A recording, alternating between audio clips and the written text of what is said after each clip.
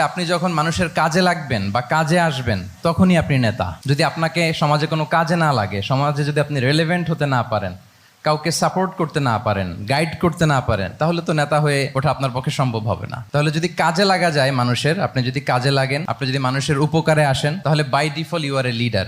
If you are society oriented, if you are people oriented, if you are service oriented, by default you are a leader. আমরা যদি আল্লাহ রাসূল সাল্লাল্লাহু আলাইহি ওয়াসাল্লামের জীবনের দিকে একটু খেয়াল করি, তাহলে দেখবো যে নবী হওয়ার আগেও কিন্তু আল্লাহ রাসূল সাল্লাল্লাহু আলাইহি ওয়াসাল্লামের এই ক্যারেক্টারিস্টিক্স গুলো ছিল, এই ফিচার গুলো ছিল। উনি মানুষের অনেক কাজে এসেছেন, তিনি মানুষকে সাপোর্ট করতেন, বিপদে তাদের পাশে দাঁড়াতেন, তাই না? তিনি তো অফিসিয়ালি 40 বছর বয়সে নবী হলেন, যদিও আল্লাহর এলেমে তিনি অনেক আগে থেকেই নবী।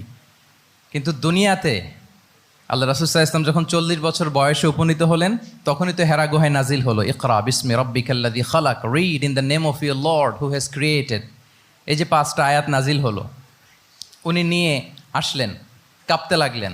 খাদিজা রাদিয়াল্লাহু তাআলা আনহার কাছে বললেন যে মনে হয় আমি মারা যাব, আমাকে কম্বল চাপা দাও, আমার ভয় লাগছে, আমি কাঁপছি। তখন খাদিজা রাদিয়াল্লাহু তাআলা আনহা ওনাকে আশ্বস্ত করলেন, ওয়াল্লাহি লা ইউখজিকাল্লাহু আবাদা, আপনি ভয় পাবেন না, আল্লাহ আপনাকে অপদস্থ করবেন না।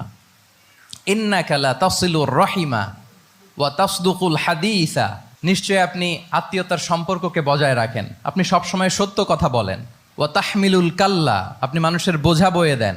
ওয়া তাকসিবুল মা'দুমা, যার উপার্জন করার কোনো সক্ষমতা নেই তার জন্য আপনি উপার্জন করেন, তাকে আপনি ফিনান্সিয়াল সাপোর্ট করেন। ওয়া তাকরিউদ দাইফা, আপনি মেহমানকে খাওয়ান।